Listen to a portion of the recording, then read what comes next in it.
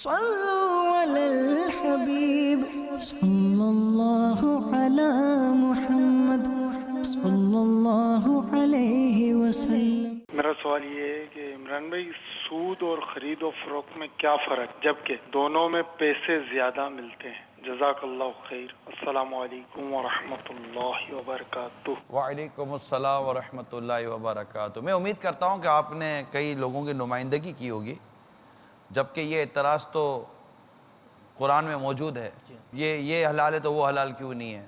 لیکن خیر، اس کا جواب آئیے مفتی صاحب سے لیتے ہیں۔ جب آیات ربا نازل ہوئیں جی، اور سود کو حرام قرار دیا گیا اور اسے چھوڑ دینے کا حکم دیا گیا، یعنی جس نے جو نفع لینے تھے وہ بھی چھوڑ دیں، تو پھر کفار نے مذاق اڑایا کہ سود اور کاروبار میں کیا فرق ہے؟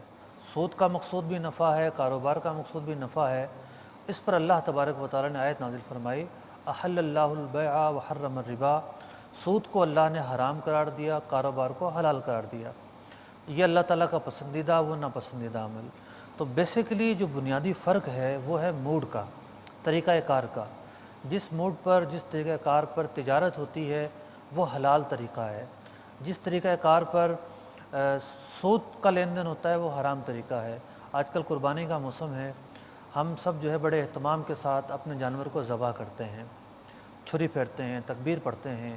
اسی جانور کو اگر چھری پھیرنے کے بجائے رسی سے گلا گھونٹ کر مار دیا جائے، مرے گا تو وہ اس وقت بھی، چھری سے ذبح کر رہے ہیں مرے گا وہ اس وقت بھی، لیکن اس طریقے سے چھری سے ذبح کر کے تکبیر پڑھ کر اس کو کاٹا جائے گا تو یہ حلال کہلائے گا۔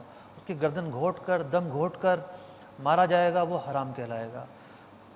فرق کس چیز کا ہوا؟ طریقہ کار کا۔ تو شریعت اسلامیہ نے کاروبار کے مخصوص طریقے بیان کیے ہیں۔ بعض طریقے مخصوص ہیں، جیسے سلم ایک طریقہ ہے، مداربت ایک طریقہ ہے، شرکت ایک طریقہ ہے، یا کسی بھی زمانے میں کوئی نئی صورت رائج ہو جائے تو پھر یہ دیکھا جائے گا کہ وہ جو شریعت کے اصول و ضوابط ہیں ان سے تو نہیں ٹکرا رہا ہو تو وہ بھی جائز ہوگا۔ تو بنیادی فرق ہے طریقہ کار کا۔ طریقہ کار، اور جس کو اللہ اور اس کے رسول نے منع کر دیا تو منع کر دیا۔ یعنی یہاں پر یہ جو ہوتا ہے کہ تم جو خرید و فروخت کو حلال اور سود کو حرام کرتے ہو، ان میں کیا فرق ہے؟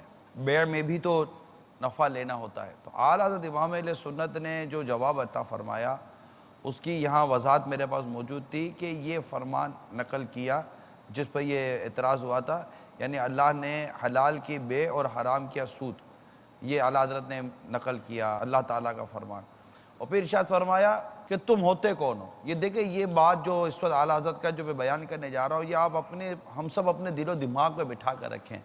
اس پہ جو بعض اوقات جو پڑھے لکھے تعلیمی یافتہ قسم کے ماڈرنزم قسم کے جو لوگ ہوتے ہیں، جو شریعت و دین کی باتوں کو معاذ اللہ ثم معاذ اللہ اس کو اتنی وہ جس طرح قبول کرنا چاہیے، شریعت و اسلام کا جو تقاضا قبول کرنے کا، اس کے مطابق وہ قبول نہیں کرتے، اور ہر بات کے اندر وہ اپنی مطلب کہ وہ عقل فاسد جو ہے، ان کی جو بری عقل ہے، اس کی مطلب وہ ٹانگ اڑاتے رہتے ہیں۔ تو یہ عقل کے گھوڑے دوڑانے کے بجائے ہمیں اسلام و دین و شریعت کے حکم پر سر جھکا دینا چاہیے۔ اعلیٰ حضرت فرماتے تم ہو کون؟ بندے ہو، سر بندگی خم کرو۔ حکم سب کو دیے جاتے ہیں، حکمتیں بتانے کے لیے سب نہیں ہوتے۔ پھر فرمایا آج دنیا بھر کے ممالک میں کس کی مجال ہے کہ قانون ملکی کسی دفعہ پر حرف گیری کریں کہ یہ بیجا ہے، یہ کیوں ہے، یوں نہ ہونا چاہیے۔ یعنی کئی ایسے کیسز ہوتے ہیں دنیا بھر میں، کئی ایسے ممالک ہیں جن میں اگر آدمی بات کرے تو وہ مطلب کہ وہ کہتے ہیں کانسٹیٹیوشن کے خلاف ہے، تو فلاں کے خلاف ہے، تو فلاں آئین کے خلاف ہے، تو یہ ہے وہ ہے، تو جناب اس کے پر فلاں مقدمہ چلے گا، فلاں مقدمہ چلے گا۔ لوگ خاموش ہو جاتے ہیں، نہیں بولتے، نہیں عقل میں آتا، پھر بھی چپ رہتے ہیں۔ وہ تو فرماتے ہیں اعلیٰ حضرت کہ جب جھوٹی فانی مجازی سلطنتوں کے سامنے چوں و چرا کی مجال نہیں ہوتی تو اس بادشاہ حقیقی ازلی ابدی کے حضور کیوں اور کس لیے کا دم بھرنا کیسی سخت نادانی ہے۔ صلوا علی الحبیب صلی اللہ علی محمد صلی اللہ علیہ وسلم۔